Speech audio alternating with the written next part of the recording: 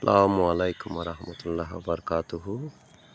প্রিয় ভিউয়ার্স, আজকে আমি পুষ্প নিয়ে কিছু কথা বলতে চাই। যেহেতু পুষ্প আপনার জন্য ফোটে না, অপরকে তার সম্পূর্ণ সুরভি সৌরভ সৌন্দর্য বিতরণ করে। তো আমার প্রিয় ভাতিজা ব্যাংকার রিয়াদুল আলম চৌধুরী, তিনিও খুবই বৃক্ষপ্রেমী, পুষ্পপ্রেমী। তাই তার বাড়ির আঙ্গিনায় কিছু পুষ্পের ফুলের বৃক্ষ বা গাছ রোপণ করেছেন। তা ধীরে ধীরে বড় হচ্ছে। বড় হওয়াটাও কঠিন। বিভিন্ন গরু, ছাগল, ভেড়ার উৎপাত বা কেউ কেউ ছিঁড়ে ফেলে পুষ্প। কথায় আছে না, পুষ্প সৌন্দর্য বিলায়, সুতরাং তাকে মারিয়ে যেও না। যেহেতু পুষ্প আপনার হয়ে ফুটে না, গানেরও কলি আছে না, এই জীবন যেন পাতাবাহার কবিতা। জীবনটাই তো আসলে কবিতা, পদ্য এবং গদ্যের মতো। তো পুষ্পকে সবাই ভালোবাসে আমার দৃষ্টিতে আর কি। আমি আমার মনোবাঞ্ছা ব্যক্ত করলাম মাত্র। জানি না সবার মানুষ জগতে পুষ্পপ্রেম আছে কিনা। পুষ্প যেমন আরেকটি গানের কলি আছে না, ও আমি ফুল না হয়ে কাঁটা হয়েই বেশ ছিলাম, জানি না কোন ভুলে তোমার আঁচলে ঝরালাম। আমি ফুল না হয়ে কাঁটা হয়েই বেশ ছিলাম। যেহেতু গোলাপ ফুল ফুটলে তা ছিঁড়তে গেলে মাঝে মধ্যে হয়তো কাঁটার আঘাত সহ্য করতে হয়, তবে ছিঁড়াটা ভালো না। আমি সুগন্ধ এবং সৌরভ অনুভব করি। আমি সহজে ফুল ছিঁড়তে চাই না।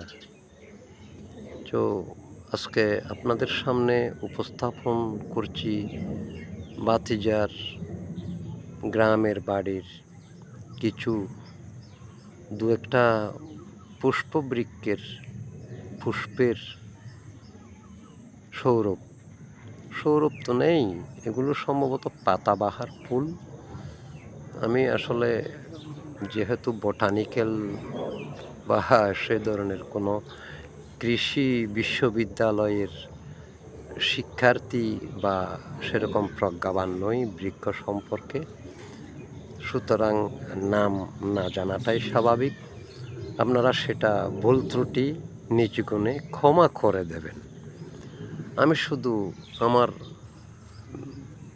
ব্যক্তিগত মতামতগুলোই ব্যক্ত করছি পুষ্প সম্পর্কে। আমার ভাতিজার উপর আল্লাহর রহমত হোক, তিনি যে পুষ্পের প্রতি, বৃক্ষের প্রতি, প্রকৃতির প্রতি এত যে ভালোবাসা প্রবণ, তার জীবনটা দীর্ঘ হোক, সুস্থ থাকুক, জীবনের চলমান প্রবাহ। তার বাড়ির আঙ্গিনা থেকে আমি পুষ্পের সেলুলয়েড চিত্রগুলো নিলাম, যেগুলো আপনাদের সামনে এখন প্রদর্শিত করতে পারছি। প্রিয় দর্শক শ্রোতাবৃন্দ, ভুল ত্রুটি সেটা আপনারা নিজ গুণেই ক্ষমা করে দেবেন। এটা আপনাদের বারবার বলা হচ্ছে। যেহেতু পুষ্প আমার খুবই প্রিয়, বিশেষ করে রজনীগন্ধা, গন্ধরাজ। তবে হ্যাঁ, এটা দেখে আমার একটা গানের কলি মনে পড়ে গেছে। শিল্পীর নামটা আমার আপাতত মনে নেই, কিশোর কুমার হতে পারে। যেমন এই জীবন যেন এক পাতাবাহার কবিতা। এই পাতাবাহার ফুলগুলো দেখতে সুন্দরই লাগছে, দেখতে গোলাপের মতো লাগছে, কিন্তু আসলে সুগন্ধ নেই, সৌন্দর্য ছড়াচ্ছে। উপরে এদিকে কাক এবং বিভিন্ন পাখির কিচিরমিচির ডাক শোনা যাচ্ছে। তা আমি কিন্তু এডিট করতেছি না, যেমন আছে তেমনি ছেড়ে দিচ্ছি। সুতরাং আপনাদেরকে শুধু দেখানোর ইচ্ছাই এই পুষ্প বৃক্ষ বিহঙ্গের শব্দগুলো শোনাচ্ছি এবং আমার নিজের কণ্ঠে এগুলো রেকর্ড করছি। প্রিয় ভিউয়ার্স, আপনারা সবাই